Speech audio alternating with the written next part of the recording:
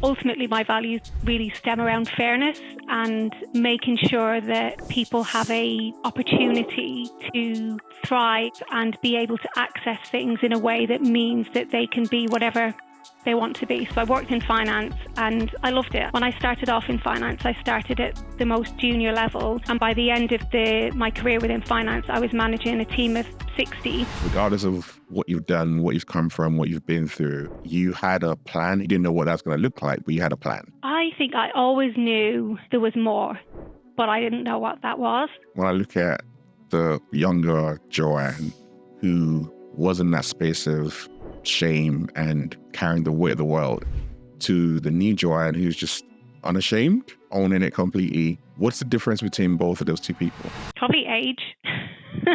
So my mum left my dad when I was about 8, and sadly, like many others, I grew up in a family where there was domestic abuse. In my 20s, I had massive chip on my shoulder. I've been through all of that. Why me?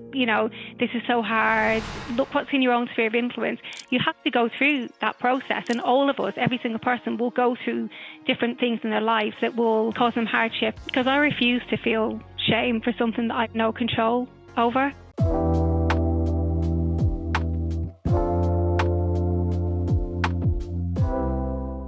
Welcome to another episode of Everday Leadership. Today, I have someone who I met a number of years ago. And when you meet someone and your first impression is like, okay, this person's a really nice, genuine, warm person. And there's that hint of curiosity about them. That's exactly how it went for me anyway when I met Joanne Conway, who is our wonderful guest today. And she's someone who, as I've got to know a little bit about, I've just even been more curious about her journey and her story. And we are fortunate enough to have her to come. She said yes to come on the podcast and to delve into that backstory. Joanne, thank you very much for coming on.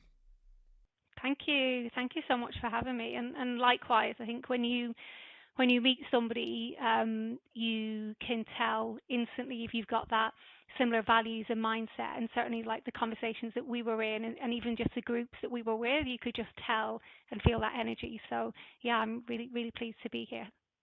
And you're someone who's had a very illustrious career: school governor, trustee, guest lecturer, international speaker, currently now the head of inclusion at 𝐥𝐤𝐤𝐿, previously working at EY and running that D&I team for them as well. And I'm curious for us to ask you the question, who is Joanne Conway? How would you describe yourself? Wow, that's a good question. I think I would describe myself as somebody who is, ultimately my values really stem around fairness and making sure that people have a opportunity to thrive and be able to access things in a way that means that they can be whatever they want to be, so whatever that success looks like. So I think for me, that's who I am. I am very driven. I am very, I would like to say very thoughtful, conscientious. That's something that somebody said to me before. They hadn't met anybody who was as conscientious as me, and I wasn't sure whether that was a compliment or not, because I think that can have pros and cons to it. So I would like to say ultimately that I'm really hardworking, kind, and importantly, bring people along with me. That's really important to me. I think there's enough room here for everybody, so that's an important part of kind of how I show up day to day in what I do. With that, when I think about someone who is kind, conscientious, hardworking, and someone who brings along people with them. And I always like to make that link between who we are now and where we first started out from. So if I went back to a younger you, born in Dublin, around about 8, 9, what was going on for you at that time when you think about your journey? Yeah, I mean, for me at that age, I was always really curious. I've always been really interested in reading. My mum would say that she would find me like just behind the sofa reading a book. That was something that I was always really, just always wanted to learn, and was always someone that would ask lots of questions and probably annoyingly to some people, that was who I am. So at that age, actually, although I grew up predominantly in Dublin, I was actually born in Lancashire, which not many people know. But so I was born in a little town called Padiham, near Burnley, and two Irish parents who had moved over. My dad was a labourer working on building sites, and so at age 8, 9, I'd actually moved back to Dublin. So I lived in Lancashire till I was about 7, and then at around that time actually moved back to Dublin, just with my mum. So that's when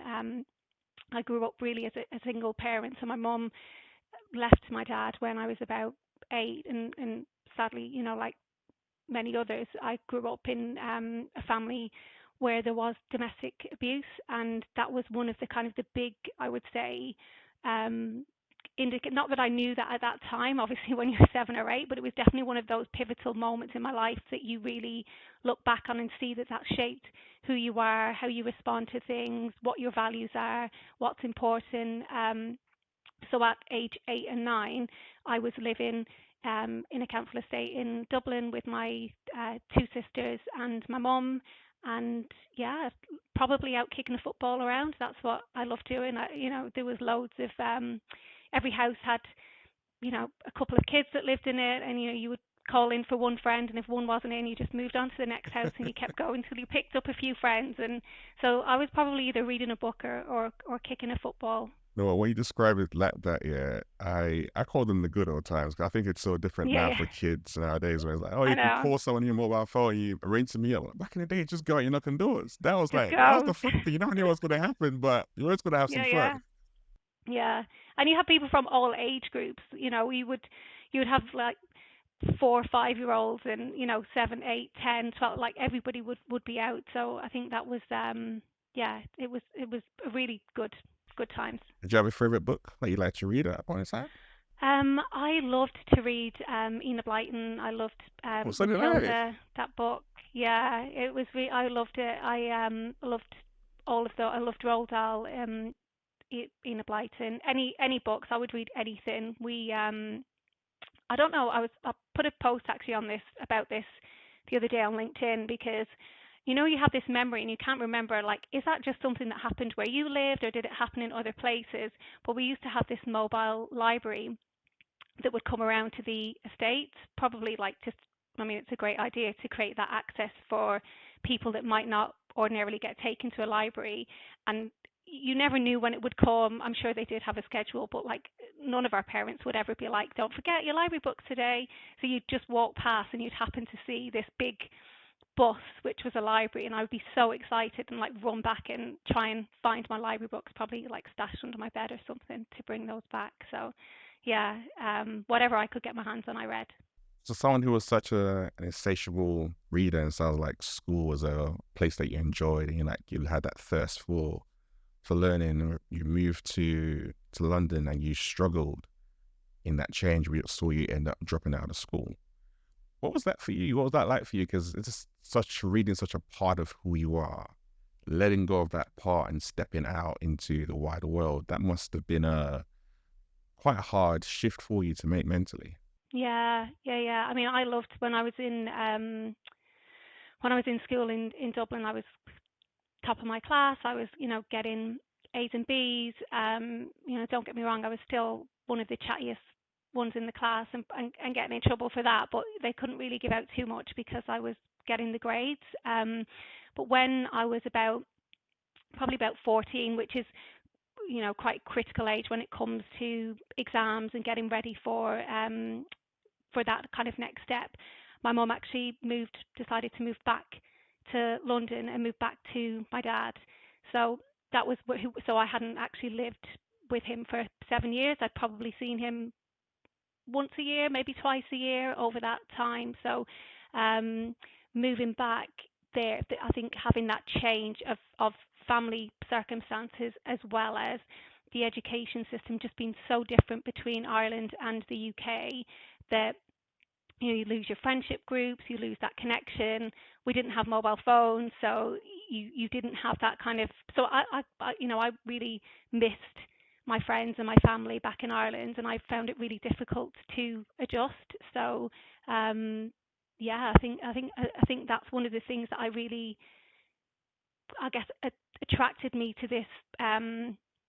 this work in inclusion and culture, because the sense of belonging that you can have can really impact you. And I talk about this, and we talk about this theoretically, that, psychological safety and belonging impacts productivity, it impacts on people's well-being. But, I can absolutely attest to that fact that my grades dropped significantly because of that sense of belonging. That was a huge part of kind of me stepping back and not being able to stay on top of it. So yeah, I mean, everything worked out in the end, but I definitely went the long way about it. And yeah, I just ended up going to college. I scraped past my GCSEs, I think I got 5. I think you had to get 5 to go into college. One of those was in drama, and I think I even got like a D in maths, which is ironic because I worked in finance for 9 years. But I just, it wasn't for me at that time. So I guess I didn't feel it at the time that I was letting it go, but I've certainly been pulled back to it as soon as I could do once I got into young adulthood. One, you left college and you started working at the petrol station. You got a job doing that, and then you, I guess, rose up to become manager of that petrol station. So, and there's something around when I was reading that, I was like, because a lot of people who, you've lost something that was really, really important to you, which was that learning and being in that environment. You moved to a completely different environment, and rather than just feeling down on yourself, it's like, okay, I'm here now. What's the best what's the best I can do with this situation? And you rose up. Was that something that you intentionally did? Did you intentionally have that mindset, or was it something that just occurred and you didn't really think about it? Yeah, I've everything that I do, I always want to give like 100%. That's just no matter what I do, which can sometimes be, I think, to my detriment, because I take on lots of things, and then you're like giving out so much energy. And it's why I'm doing my PhD at the moment, and it's really difficult, but I'm halfway through and I won't give up. So I've got to, anything I start, I always feel like I have to finish it. Working in the petrol station was a really great opportunity. I think one of the foundations of my career, because it was a really busy petrol station. I had to, have lots of customer services. You had to make sure that you had to, say, open up on time. You had responsibility from a monetary perspective, making sure that all of the cash added up and everything like that. But this petrol station also, you had to make sandwiches. You had to cook like a cooked breakfast. Like, they literally did everything. You had to make bread. So I would be making sure that there was pastries in the oven. I would be timing those, getting those out. So I learned time management skills. I learned how to prioritize. I learned how to manage conflict. I learned how to be responsible, to show up, to be on time, to open a shop, to close a shop. So I think sometimes in society we don't value those roles, but actually the people that are doing those jobs, they are really hard, and they are super smart people that are doing those jobs. So I certainly felt like I learned a lot from that. When you were doing that role, when you first started out, did you think this was it? This is the limit for me, or did you think this is a stepping stone?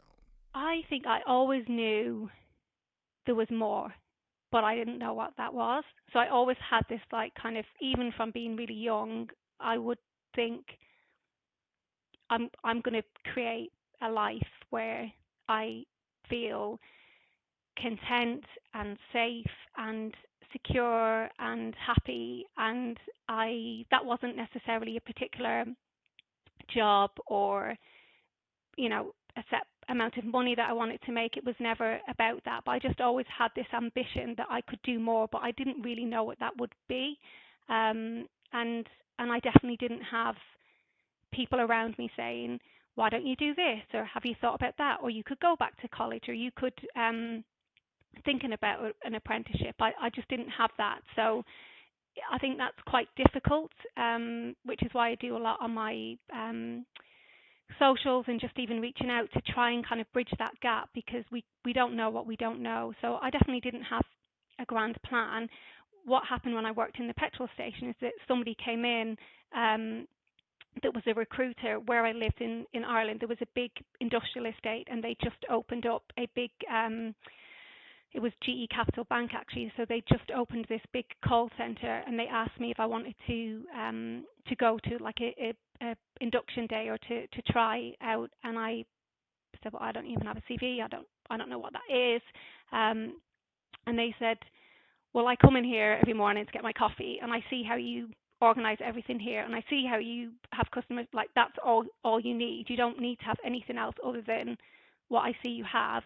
So I went, I applied, I went through like a process, and yeah, I started working there, and did credit control for a couple of years and loved it, learned a lot. Every job I went into, I took as much as I could from it. I volunteered for everything. So when they'd say we need people to walk around the floor and take over escalations, or where they needed a manager to speak to, I would just stick my hand up and say, I'll do it. Why not? Like, for me, I was like, this is an amazing opportunity. Whereas I think other people, or some other people, thought, well, I'm not getting paid for that, so why would I do it? I'm just going to show up, I'm going to do my job, and I'm going to go home. And I was in there going, wow, people get paid to do this? This is amazing. Which, I think is, and I genuinely felt like that. I genuinely felt really lucky that this was, and that's when the spark came for me. I was like, there's another world, and I'm going to be part of that. I'm going to work hard because it meant that I could continue to learn. So it might not have been in college or university, but I learned every day by doing different projects and just offering to do different things.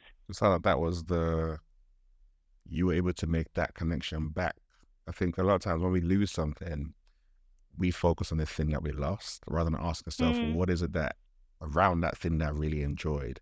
And for you, it was that ability to be able to learn, that insatiableness to be able to learn and get something new. And you were already doing that at the petrol station, learning those different tasks. But you being in that environment at GE, for you, that's when it clicked like, no, I love learning. And that's what it is I want to do more and more of. Yeah, I loved learning, and I learned that I love to pass that on and to coach others. So that's when I started to do more in that space, and I became a team leader. And then when I went on to every job that I went on to, I went to slightly higher, always doing that role kind of side of desk or helping out, and then just getting more confidence, and then taking that on and being promoted. And that's how really I progressed throughout my career. Was there any time that you had any doubt around your ability? Because you can be like, well, I've only got GCSEs, I've got a BTEC, I don't have a degree, and I have all of those different things. Can I really do this? It sounds very much like you had the complete different mindset and approach to things. No, I mean, I definitely did. There were times when I felt like I needed to have more formalization of it, and I definitely. So when I did, I did a degree with the Open University, which I started in like my kind of mid-20s, and then that took me quite a long time because I was working full time. And also it was before I had kids, and I was in my 20s, so I was also going out quite a lot, so I extended a lot of my deadlines. So it was important to have fun as well.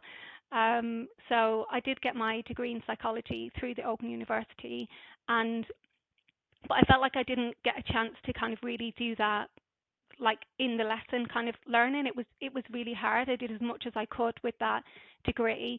So when I was working at EY, and I worked in finance for 9 years, once I started to move into more of a people space, I really started to think about getting some formal like accreditation to back up, because that is when I started to feel a bit like, how can I move into this role in diversity and inclusion?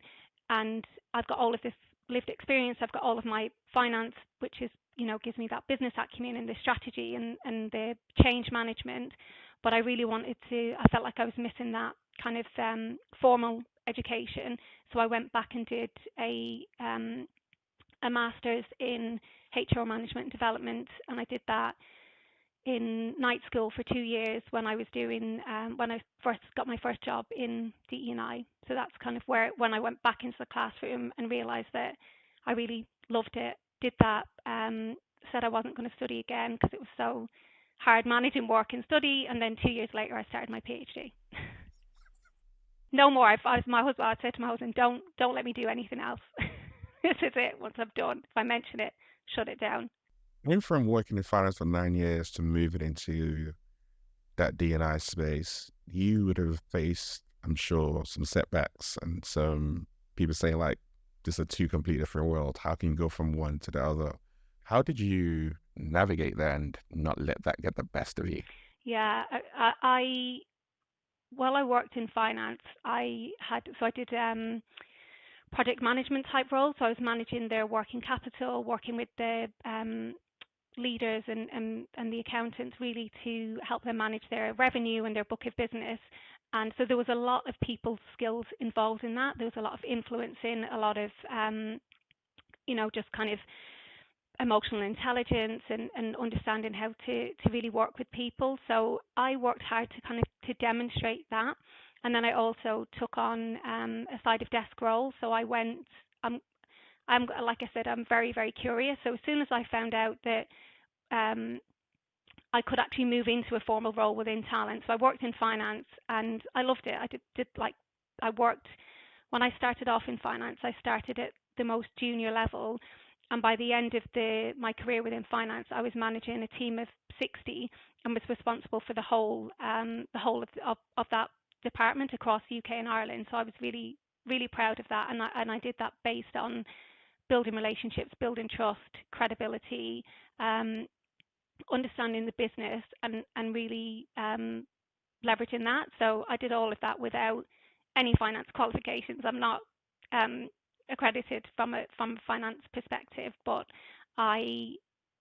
it takes more than that when you're managing big projects. So I took on a role as the DE&I representative for finance. So I went and I spoke to the D&I team in EY in the UK, and I said, tell me all that you're doing. What is the strategy for the firm? How can I help? What do you need finance to do? And finance was quite a big team. There was about 120, 160 of us all together. So I packaged all of that up. I went back to the finance leadership team and said, these are all of the things that you've been asked to do from a DE&I perspective. I can help you do that. Can I be the rep? And I will work with all of finance to help us execute on all of these things, as well as doing my day job. I won't let any of that go. And of course they said yes. They were like, yes, go for it. Let us know what you need. And I did that. We set up a finance shadow board, which is still going today. And that was, maybe 6-7 years ago. So I was able to demonstrate when I applied for the full-time role that I actually was already doing some things and making an impact in that space. So there's a very strategic way that you kind of thought about that long-term goal that you had to be able to then approach it. I think a lot of times people think it's, I want to move, and then just like that it happens. Whereas there are times where you have to be very intentional, and that intention means slowing things down, creating a plan, and then working on what that plan does. But it's something you've mentioned a number of times where it's been working really, really hard, side of the desk roles, taking on opportunities that other people have not wanted to take on. What are your thoughts around the whole working hard, and working hard will get you to a particular position? Because I know we talked about like the myth of meritocracy and what that kind of looks like. So I'm curious what are your thoughts, especially with your experience on that as well. Yeah, I mean, I don't believe that there is a meritocracy. I think that there are plenty of people that work just as hard as me that haven't managed to get where I am. So I do think there is something around how do we change the infrastructure? How do we make it more accessible, which is what I'm trying to do. You shouldn't have to work that hard, right? It's obviously you work hard, but you shouldn't have to work any harder than anybody else to be able to make it.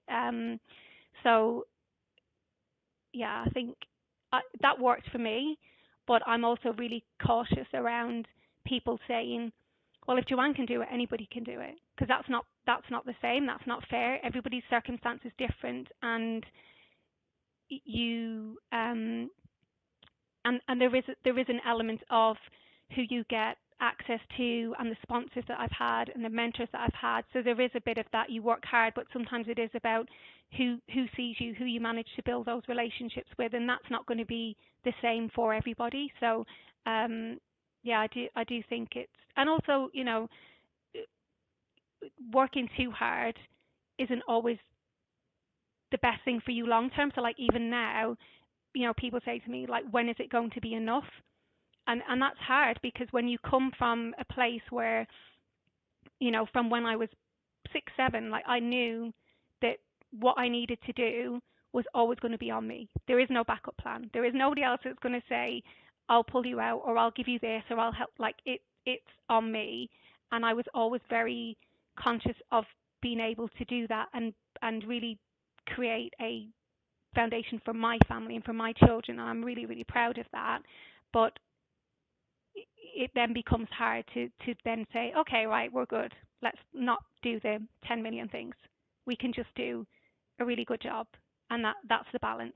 Would you say you've managed to achieve that balance and you're getting good at saying no, or is that still a struggle for you? I would say I'm getting better at saying no. Yeah, definitely. So there are some things now even that I will say, no, that's not for me. Maybe somebody else can do it, or just no, thank you, which is hard, or not right now. So there's some things I've been asked to do, and I've said I'll do so on a voluntary perspective outside of work, outside of my PhD, and I've said I can do that, but it will be September. Does that still work? And if they're happy to wait, then that's good. So yeah, I've definitely got better. You the other day, this LinkedIn, I shared an article around the difference between joy and happiness. And I talked about joy. Joy is very internal and then independent of circumstances, and external depends on circumstances. And when I listened to your journey and what you've navigated and how you look and approach things, you represent that joy kind of thing where regardless of what you've done, what you've come from, what you've been through, you had a plan. If you didn't know what that's going to look like, but you had a plan. It's like, I know what I want to do. I don't know what it's going to be, but I know what I kind of want my life to look like. If I was to then ask you, when you think back to that younger 14, 16, 17-year-old Joanne who said, I don't know what that's going to look like, but I know what it is I want to do. Have you fulfilled that dream yet, or are you still searching for it? No, it's done. I mean, I fulfill that dream. You know, when I created a safe space for my family, that was my biggest, and that is still, like, I'm so grateful to this day, to every day, like that's the truth. Every day I say, thank God that I have got a home where I go to sleep at night and I'm safe and I'm happy and my children are safe and happy. That's it. You know, everything else is just the icing on the cake. So for me, it's definitely done. There's always stuff that you want to do from a career perspective, or I always want to do more. I always want to be better, and I always want to serve others more. But in terms of general happiness and whether I've made it, that for me is done. I feel grateful. So how, if I wanted to tap into my circumstances, my experiences, and use it as a way to help me to look at life differently, have a completely different mindset and approach, what would you share that would help someone to be able to reframe what they've been through the way that you've been able to do for you? I think, you know, thinking about what's in your control and try not to worry about what isn't. I think that's one of the biggest things, is what's in your sphere of influence, and let some of the other stuff go.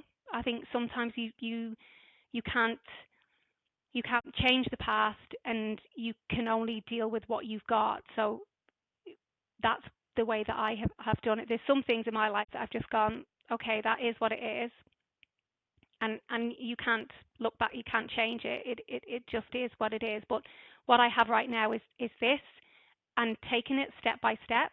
I think taking it step by step is really important. I think it's important to have a vision and to have a goal of where you want to get to. But for me, I always focused on just getting through kind of this small step, but knowing it was going to get me towards something that was greater, whatever that might look like. On the darkest days or when times were tough, and there were times like that, I just thought, it will come. It will. I will keep going. I will take a step forward, and it will come. And it did. And it took a long, long time. It's patience. Things don't happen overnight. Be patient and be kind to yourself is what I would say. How is it that you don't, or how is it you did not lose faith? And I think yours in particular is an interesting one, because sometimes people say, oh, I want to become X by this date or X by that date. They have something that they're looking forward to, and therefore they can hold on to that goal.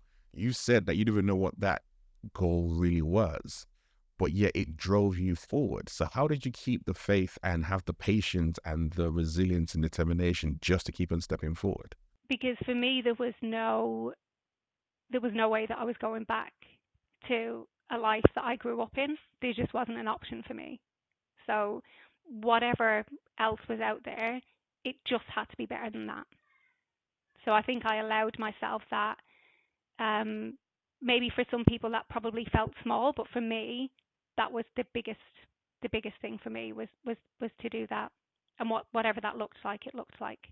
And I think it's never about, well, for me anyway, it's never about the smallness. It's about recognizing what our drivers are. Like you talked about, I always say your values influence your behaviors influence your actions, and then that shapes your mindset. It's like a flywheel that kind of goes around. So you be able to be like, no, I know what I'm holding on to, and I'm moving with that. Is really, really important. And you mentioned around wanting to influence and impact other people. You are someone who has been very open about your journey, about your past, even about like your essential tremors, your health condition, different things like that. These are things that normally people tend to hide away or has an element of shame around them, but you've leaned heavily into it. Why is that? Because I refuse to feel shame for something that I have no control over. I just think it's not, and I don't think other people should do too. I think from a societal perspective, we have that put upon us where we should feel that shame, and actually there's power in taking that back and just saying, this is who I am, this is what I've experienced, and actually I'm a better person, I'm a better leader, I'm a better friend, mom, wife, whatever, because of it. So I share because I really genuinely want to encourage people to do the same, and in a way that feels comfortable for them, so that they can step into something that feels right for them. Because for me, it's been really life changing when I spent too much of my life, particularly in my early years, feeling embarrassed and ashamed, and I just think we shouldn't feel that way for things that are outside of our control. Actually, we should celebrate the fact that we've come through anything and who we are, and if we did more of that, I think we'd have a much better place. So then if I was to say, when I look at the older, younger Joanne, who was in that space of shame and carrying the weight of the world, to the new Joanne who's just unashamed, owning it completely, what's the difference between both of those two people? Probably age.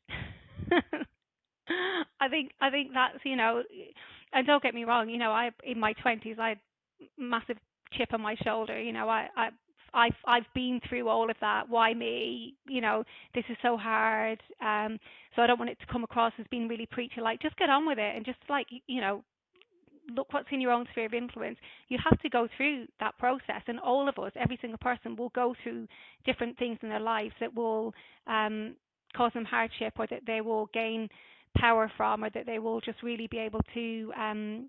It will help them grow. So that's really what I what I would encourage. So I think it has just been having that kind of that age and what comes with that, and just that kind of when you've got that family as well, just putting things into context. So I think that's probably been a lot. But age has a lot to do with it. We just get wiser. Age and wisdom go to hand. Like, you can't Yeah. do, well, let me reframe that. For most people, it does, because you still need to have the space to be able to actually reflect and learn, hence why you get wisdom. Whereas there are other people who just keep on going and going and going, you never quite stop and get that pause. And you mentioned like growing up and having a family and all that. What have been some key lessons being a mother has taught you? Goodness. I mean, I just think patience with them, but also patience with yourself, and knowing that, you know, there isn't a rule book, there isn't a right way, and I found just kind of trying to, particularly now mine are teenagers, just trying to give them a bit more, just trying to remember like that it's tough. You know, sometimes like we can be like, oh, why haven't they done this or why haven't they done that? But actually it's hard being a teenager, and it's particularly hard being a teenager nowadays. So I'm trying to just pick my battles more and actually just praise them, like when they do things that might seem small, but actually to them it is actually quite big. So I've definitely not got it figured out.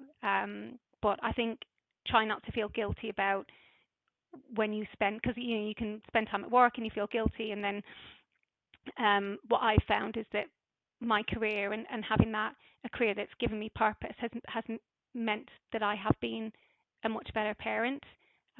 So that's my advice. But I'm definitely no expert. I'm still figuring it out every day. I actually say I think that's what makes a good parent. A good parent is one that recognizes that you don't have it all figured out. It's all new. You're still learning, because every child is different. Like a boy and a girl, and trust me, so many times I'm like, this one works, this one doesn't work. I don't know what to do, but and just your friends, like, because that's like so many like just calls from my friends being like, oh my god, I don't know what to do, like what, and they're just like, yeah. So just have your little friendship group to keep you going, to get through it, because that's important. We have to make sure that we look after ourselves as well. How much time do you take to pause and look after yourself, and have that downtime for Joanne? Probably not enough, but you know, I do. I go going for walks, and you know, just even like having conversations with friends and stuff. So I do try, and that's where I get my energy from. And also with studying. So sometimes if I study, I might go to the library for the day, and for some people that might feel like a pain, but for me, actually, that gives me energy, where I just like have no distractions. It's just me and my books in the library. That's a really good way for me to restore my energy. So I do quite a bit of that. So how do you know when it's time to say goodbye and walk away? You spent almost 17 years at EY, all the way throughout, which is absolutely amazing. It's a lifetime for some people, and then you moved into your new role. That must have been a difficult choice for you to make.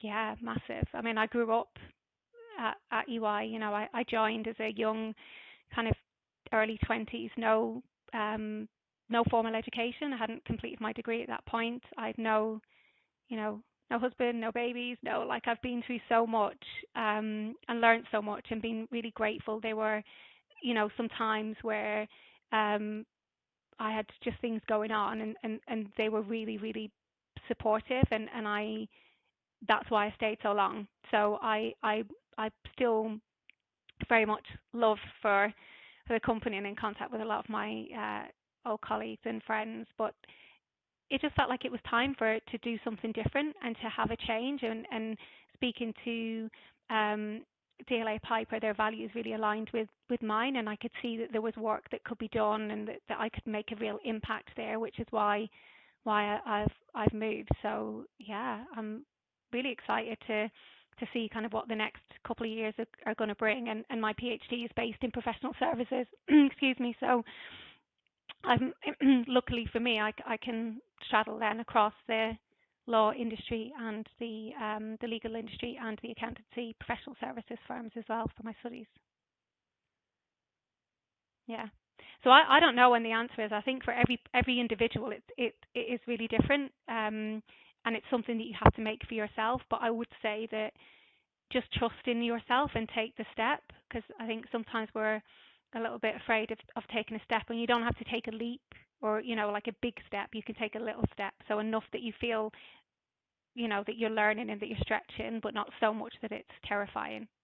You ever taken a step that saw you slipping and falling and failing and it felt like the end of the world?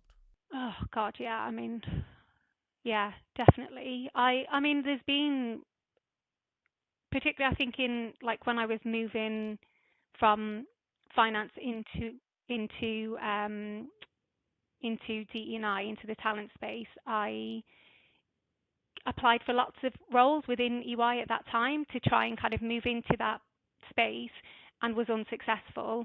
And for me, I felt that was really difficult because I'd been used to always overperforming and always being this. And I would apply for these roles, and they were like, "No, not quite right." And I was like, "What? What is going on here?" And I stepped back and looked, and actually when I got the obviously I was devastated, but when I got the feedback, it was fair and it was constructive. So I think for me, being able to step back and just see that has been, yeah, really important, and a good lesson for me, because if everything's too easy, then you're not learning. So it's good to have that challenge. Teach you to be able to come to that space of reflection, because I know I've definitely felt it. I worked with some clients who felt it as well. When you get that initial feedback and the no, the ego, and it's like, what did you like? There's so much emotions that you go through that can be a challenge for some people to actually take that step back and be like, no, this is fair. I need to do some more work, as opposed to they're out to get me, or they're not helping me out, or it's someone else's fault. So how was that for you? I mean, quite early on in my career, I got some really good constructive feedback, which was, sometimes you can be a little bit defensive. And my reaction was, "What do you mean?" And then I realized as I said it, I was like, "Oh, okay." And that came from, I just wanted to do my best. I never wanted to let anybody down. So I really had to check myself on that. So that's been really good, and I've kept that as my kind of sense check as I go through things now, is that if somebody's giving you feedback, like, just listen. You don't have to take it all on board. Sometimes people just love to give feedback and it might not be relevant, and that's fine. It's your choice whether you take it on board or not. But sometimes people give you some really good, like, constructive feedback that you can learn from, that makes you better. And I really did take that feedback on board. That was probably like 10 years ago or more. But I always have that in the back of my mind, of making sure that I'm not like that. If somebody's giving me feedback, or if somebody's putting something forward, listen, really listen. Don't go with your own preconceived ideas. Even if you've got an idea, be open to others, because it might be better for yours. And don't be too gracious. Don't be too kind of let the ego get in the way. I've often said, your idea is better than mine. Let's go with it. Like, the most important thing is we get is what's the end result? What are we trying to achieve? And then how we get there doesn't really matter. Like, it is important that you are open to that feedback. So yeah, it's definitely hurts, but once you dust yourself off and you really listen to it, then that's probably how I've grown the most. I asked for loads of feedback. I was like, tell me what I can do better next time. There must be one thing that I can do better.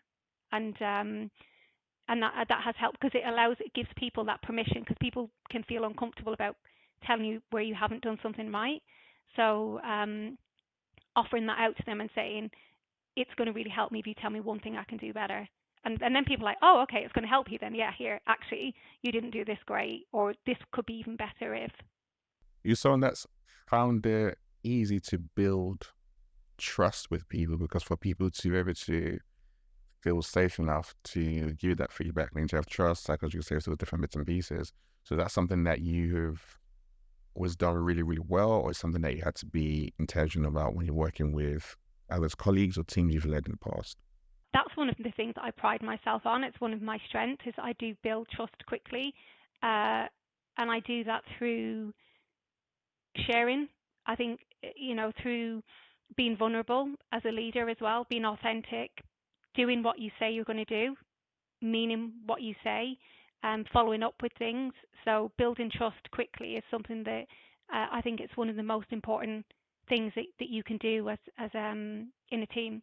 So yeah, definitely that's something that I've worked hard at, and I've really seen the benefits from that. Interesting. So what are some of your other sort of superpowers, some of your other strengths that you've picked up on over the years? I'm a good problem solver. So I don't panic. So if there's a problem, if there's something that needs to get fixed, whether it's seen as being kind of critical or, I'm quite good at pragmatic at just taking a step back and saying, okay, let's just start from the beginning. What's the problem? What are we trying to do? Who do we need to speak to? How do we need to mitigate the risk? What's the kind of crisis points? So that's something that I've been really good at, even when I worked in finance. It's one of my natural skills I would be, is to kind of have that problem solving, and also and I'm a good connector. I'll say, oh, you should speak to this person, or I've heard this, you should talk to that person. I think that's an important part of it. And also, you know, doing what you say you're going to do. I'm very loyal. I'm very supportive of my team. I'm a team player. If you're in trouble, you need something sorted, I will do my best to help you out. And I think that builds trust quite quickly, because people start to see you as somebody who is genuine and somebody who is not just out for themselves, and that is really important to me. So, and I've definitely seen the benefits of that in relationships at work as well. See, I love what you said there. I think one of the things around being the person who does what they say they're gonna do is something that's so simple and so easy, but doesn't happen a lot. Yet is one of the key things to actually building trust with your people, because they know that I can rely on you. You do actually have my backing, not just saying it. So that's a really, really great example. So how have you then, you mentioned earlier on around also having sponsors and mentors and different things like that. Are you an introverted person, extroverted person, if you're looking at personality types, and how have you been able to build those mentors or get sponsors to help you on your journey? Yeah, I mean, I would say I'm extroverted. I'm yeah, I think sponsorship I haven't really asked for. I think that's something that more is given, like, gained through building relationships and trust. Mentoring is something that I really value. It's something that I really found helpful, and I still have mentors today at all different levels, and I mentor quite a lot of people, from people that I've mentored for years, people that I've mentored for a one-off piece of work, people that I mentor um, for weeks, months, whatever it might be, because I've seen the value in that. And I know I've, particularly when I worked at EY and I was building up my career, I definitely would go out of my way to ask people. So we had a really good system called Mentor Match, so you could log on a system and log yourself as a mentor or a mentee, and you could look and see. So I remember looking when I was in finance and saying, who works in HR, because that's where I wanted to work. So I was like filtering. I was like, okay, who's in HR and who's based in Manchester? And I think there was only a couple, and so I reached out to this person who at the time was like about 3 levels above me, and through the system. So I think that's important, because you've got the system, you feel like you've got permission. I probably would never have reached out to this individual if it hadn't been on this system. And then once we got connected, and I'm actually friends with her now, and she will tell you that I was the most persistent mentor or mentee that she ever had. So I would meet with her, and she would say, oh, maybe do this online course or speak to this person or do that. And then, like, a month later, I'd come my catch up, and I'd be like, done them all. Here's all the things I've done. I've done them all, and I've done extra. What else? So she was like, I was like the best, but also the hardest, because I was just constantly like, okay, what's next? Because I was just so conscientious, and I just thought it was such a great opportunity that I was like, I'm not going to let this person down. They've given me some advice. I'm going to absolutely maximize it. So I think there is a real importance in mentoring and giving that back. So sponsorship is really important. We know that women and any underrepresented groups are typically over mentored and under sponsored. So I'm a big fan of sponsorship where it can be given, but mentoring is something that can be given as a gift at any time, and you can't underestimate how much of a difference that you can make for someone, even if it's one piece of advice, one 20-minute conversation. So I, that's something that I've benefited from, and I'm really trying to pass it on. If I think about you passing things on, my mind goes back into something you said around always wanted to make an impact. Was it a full circle moment for you, being both a lecturer at university and a school governor, when you think about you leaving the school the way you did? Yeah, definitely. I mean, it's really interesting, like what you imagine. So I remember there's a good friend of mine, and I worked with him for years at UI in Dublin, and we've both left now, but we still keep in touch. And we were talking about we're both big geeks, and we talk about like all these different like books and philosophy and different things. And I said, I always wanted to be a teacher. And he was like, well, you could still be a teacher. And I was like, no, I can't. Like, it's impossible because I'm the main breadwinner in my house, and I couldn't go back to that if I wanted to be a teacher. It would be like a massive step down in salary. It's just never, and I just never imagined it. And he was like, well, you just never give up. You never know. And I said, oh, okay. And then when I did my master's, I did my one of the courses, one of the modules was on diversity and inclusion, and the professor at the time said, I'm not going to lecture this class in front of you. Like, you're head of D&I. Like, I'll do the academic side of it, but why don't you bring the business side of it? And I was like, yeah, I can do that. So she taught on the academic side, and then she said, Joanne, can you tell us, like, what would this look like in practice? So I did.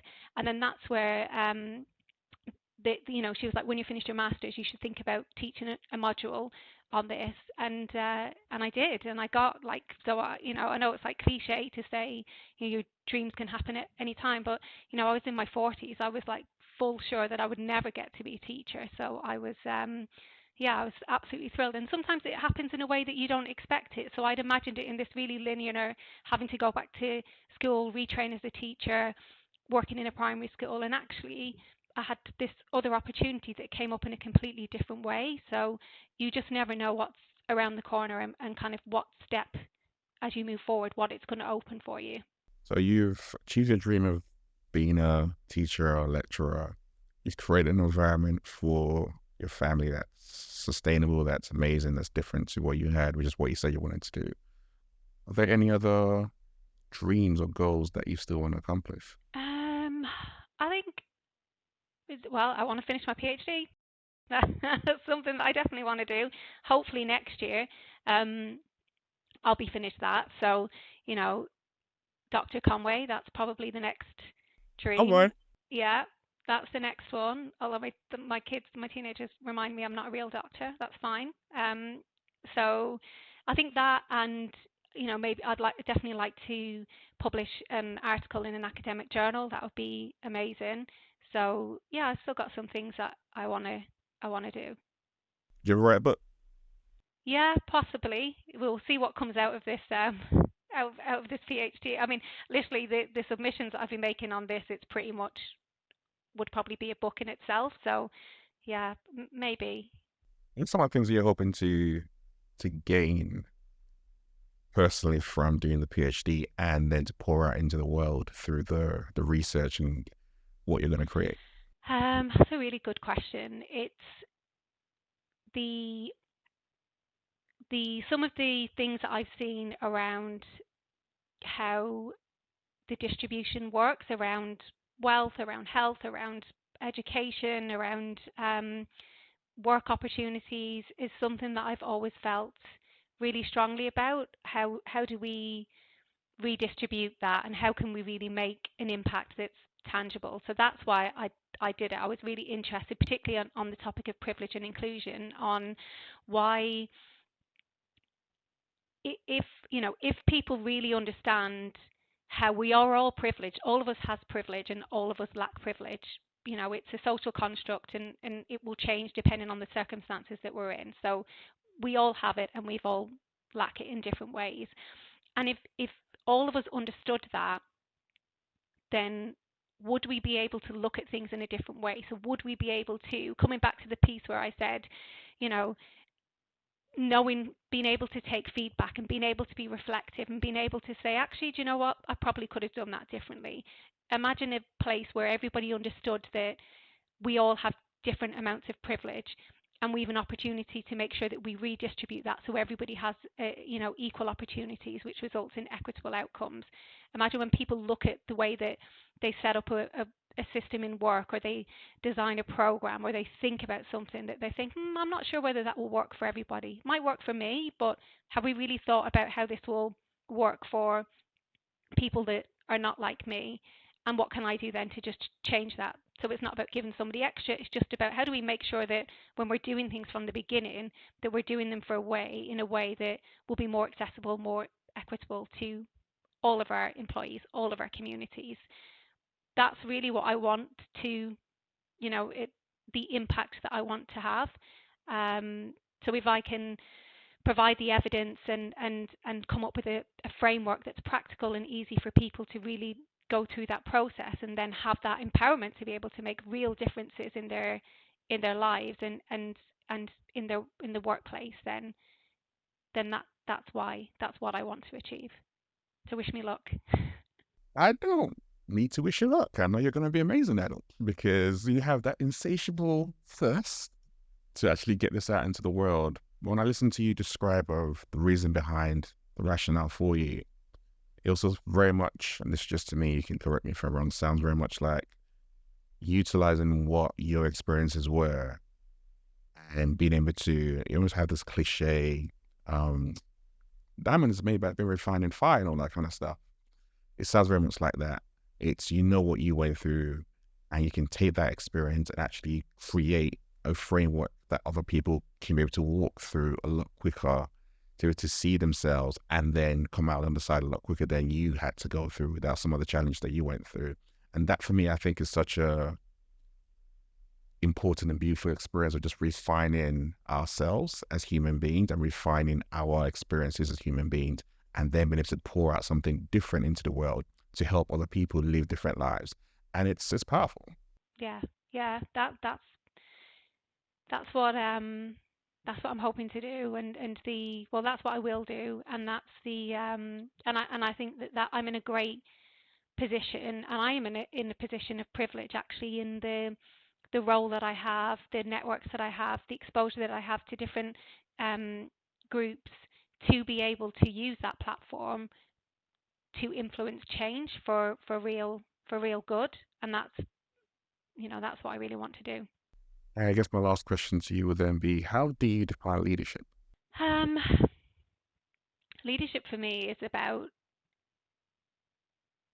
getting the best out of every single person on your team and bringing that together in a way that collectively means that you can do great things, that you can execute on what it is that you want to do, so that you have, that you can really show the outcome and the impact that you're making as a team. But for me, leadership is about serving others. It's I say to my team, I cannot be successful. There is no point in me, sitting in a performance review and talking about all of the things that I've done if my team is not performing. If my team is not happy and engaged and feeling like they can show up to work, do good work, feel proud of what they do, understand the impact that they're making, then I'm not being a good leader. So that's, for me, is about leadership, is individually understanding your team, understanding them as humans, their skills, their experiences, what makes them excited, and then bringing that together, because you'll then have a mix of skills and experiences that you can work together to really create change. This is why we get along so well. Yeah, it's not that. I was speaking to someone the other day about this, and for me, leadership is not complicated. It really is about, particularly when you're a senior leader, it's less about you and it's more about your team. And I think the more that you think about that, the better. I want to make sure that each member of my team is successful. And if they are successful, then I will be successful. If they're not successful, I'm not successful.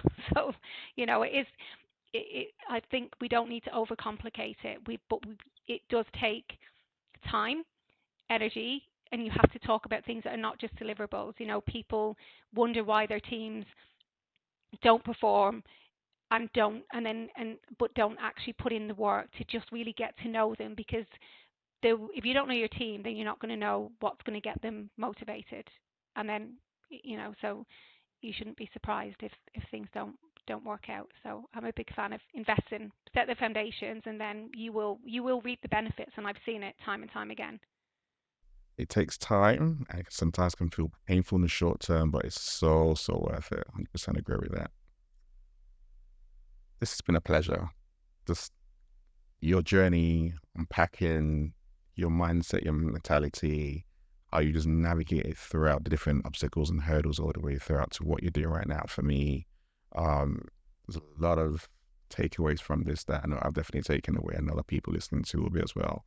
And so thank you. Thank you very much for sharing your story. Thank you very much for just showcasing that there's so many things that we go through that we don't have to be ashamed of. And once we own that side of things, it takes away the power of that shame away, as well as everything else that you've just shared today. So I really appreciate your time. Thank you. Thank you for having me. This is Everday Leadership, and we'll see you all next week.